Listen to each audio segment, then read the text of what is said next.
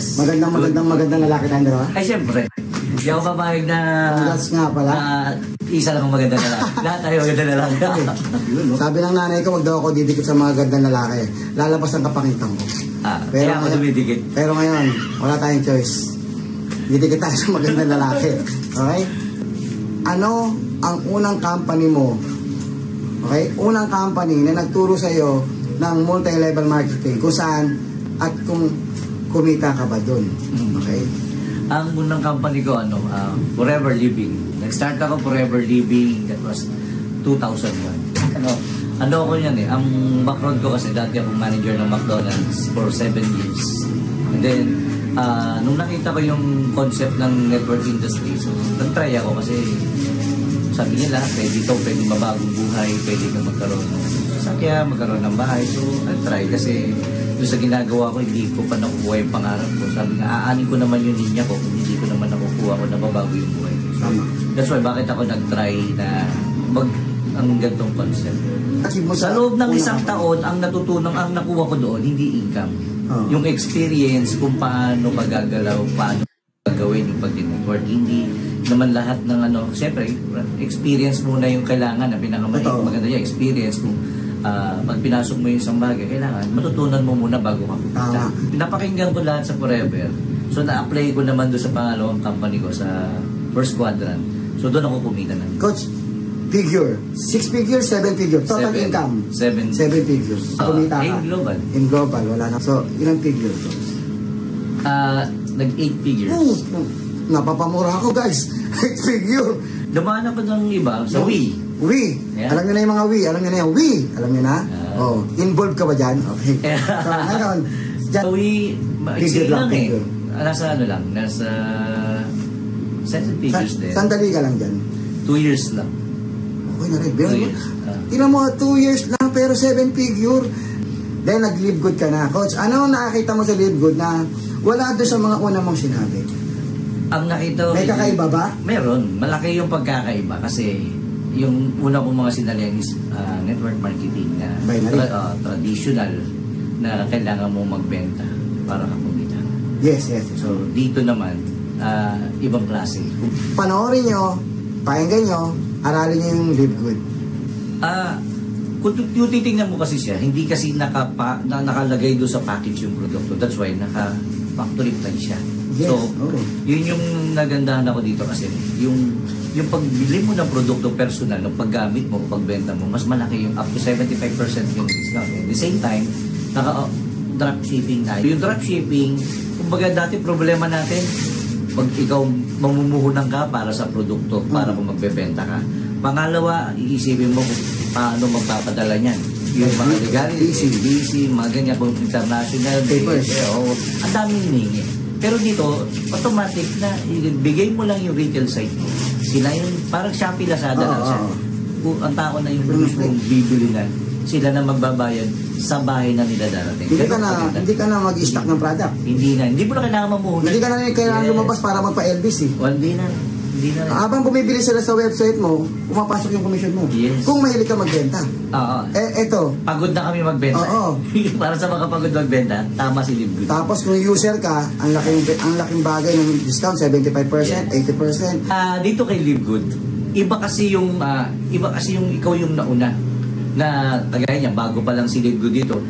Plus yung kanyang platform, kakaiba. Hindi na siya traditional networking eh. Ang tawag nga namin kay Live Good is yung platform na ginagamit namin isang club membership. So, ibig sabihin, kung ikaw yung magpapahingil doon sa club membership na concept o na platform, so mas marami uli yung another na pwede mong kitain. Kasi wala ka siyang kakompetensya ngayon sa market. So, dahil yung mga ibang top leader ngayon, dahil napagod na nakakabenta, kakarecruit, so dito, this time naman is to share mo lang yung subscription. Actually, sabi ko nga nung ni-invite ako dito, hindi ko pa ginagawa si Live Good, nasa subscription na ako. Paano ko nasabi? Electric bill pa lang. Para sa electric bill, nagbabayad ka electric bill. Yung sabi sa electric bill, nakasubscribe ka sa Meralco. Tama. Di ba? Tama. Pag nagpapaaral ka, yung bata, pinapilit mo sa eskwela. So, nagsasubscribe ka rin sa school. Tama? Yung mga Netflix, cable, lahat yan, ginagawa na natin before yan. Pero lahat yan, gastos. Walang income. Yes, pero dito nakita ko yung kay Live Good. Same platform, pero dito pwede ka kumita through subscription. Totoo Yun yan. yung kakaiba. Kaya nga, tinatanong sa akin ni Coach Harold, no? 3 to 5 years, ano yung nakikita ko kay Live Good? Simple lang po. Yung dati namin kinita doon, mas hihigitan pa yun. Tama. Kasi kami na naman yung nauna. Kaya kung ikaw, nakikinig ka ngayon, ikaw rin ang nauna. Kasi mas maraming nahuli kaysa sa'yo. Tama. Diba? Kung sisimulan mo to ngayon, gagawin mo to ngayon, ang maganda yan, hindi ka mag-isa. May team. Andito yung mga top earners dito o top leaders dito sa Live Good na pwede sumuporta sa inyo kasi ang hinahanap namin dito yung mga taong gusto ng pagbabago. Tama. Kung ikaw yan, naghahanap ka ng pagbabago, gusto mong mabago buhay mo, gusto mong magdagdag, tama sa'yo si Live Good. Tama. Ganun siya agad. So, susunod ko lang doon sa yung nauna. Oh. Hey everyone, as you might know, I recently purchased the Click Millionaire app, which claims that anyone can earn at least $500 a day. Oh, nauna na pala kayo eh. Paano kami sasali? Ayaw na namin, nauna na kayo. May ganong thinking. Guys, nauna kami. Hindi kami nauna. Tayo, nauna. Ang nauna, hindi isa, hindi dalawa, hindi tatlo, hindi apat. Sa Pilipinas, ang member pa lang dito sa Pilipinas, 50,000 pa lang. Sa Pilipinas kung Pilipinas pinag-usapan, kung Pilipinas ang market mo, 50,000. Lahat ng 50,000, up to 1 million pa yan. Nauna pa tayo lahat. Nauna pa tayo. 50,000 pa lang sa Pilipinas. Kung pang 50,001 ka, una ka pa din. Hanggang 1 million yan, una tayo. Hanggang 3 million nga yan, una pa rin tayo eh. Una pa rin tayo. At ang market mo, 200 countries. Una pa rin tayo. Ang sinasabi ni Coach na nauna, siguro like Amway, ilang years na yan, dekada na yan, mga nauna na talaga yan. Pero yumaman, yung mga unang 3 taon hanggang 5 taon, yumaman talaga sila. Dito, ilang buwan pa lang tayo, 8 months or 9 months, tama? Imagine mo, 9 months, ilang taon pa ang bibilangin, ilang pang milyonaryo ang makikreate ng Live Good. Kung nag-iisip ka ngayon, nauna na kayo. Nauna ka pa din. Okay? So ngayon, huwag ka nang Dagdag ko sa'yo, Coach, sabi nga, di ba, kung estimated natin ay nasa 50,000 yung total members. Para mag-isip ka, ganito lang yan. Malaki pa yung isang municipality. Para isang municipality lang ang member pa lang dito sa Pilipinas. Ilang municipality ang meron dito sa buong Pilipinas? Saka ilang milyon ang tao sa Pilipinas? Yes. Kumbaga wala pa sa Kumbaga sa 0.5% wala pa. Kumbaga sa isang sapa o palaisdaan. Kukunti pa lang yan. Iba parang ang nakuha mo lang isang basket pa lang. Isang basket pa lang sa lawak ng palaisdaan o lawak ng dagat. Isang basket pa lang. Isa ka pa sa nauna. Ito yung timing. Kami ang pinukonsider namin sa networking, kahit anong ganda ng networking company o kahit anong ganda ng isang kumpanya, ang kinukonsider lagi namin yung timing. Kasi kahit anong ganda niya, kung wala ka na sa timing, hindi ka nagkikita. Tama. So, eto naman, timing to. May tanong ako. Diba, sabi ng iba, maganda pala Pioneer eh. May bagong company dito. Doon tayo sumali. Pero, ang tanong, may bagong company. Hindi porky bagong company, nauna ka, sasalihan mo na. Hindi. Sa oras na to, ang daming bagong company. Di sana tumalon kami dun. Tama. May kinukonsider din kung saan ka hahataw, kung saan ka mangingisda. Bakit sa Live Good mo napili na humataw sa kabila ng ang daming bagong company ngayon? Kasi ganito lang eh. Kung kayo sigurista, masigurista ako sa inyo. Yung 22 years na experience. So, siguro alam mo na magbasa ng ng mga company na alin ba yung pwedeng kumita naman ang kaya mong i-market. Kasi hindi lahat kaya mong i-market. Tama. So, nakita ko kay Live Good, sabi ko, 3 beses ko pinanood lang yung video eh. Una, nagandahan lang ako eh. Pangalawang panood ko, sabi ko, kaya ko. Yun na importante eh. Maganda nga, pero kung di mo naman kayang gawin, useless eh. So sabi ko, kaya kong gawin. Pangatlo, doon ako nag-decide. Huwag kang mag-decide ng hindi mo alam o hindi mo kayang gagawin mo.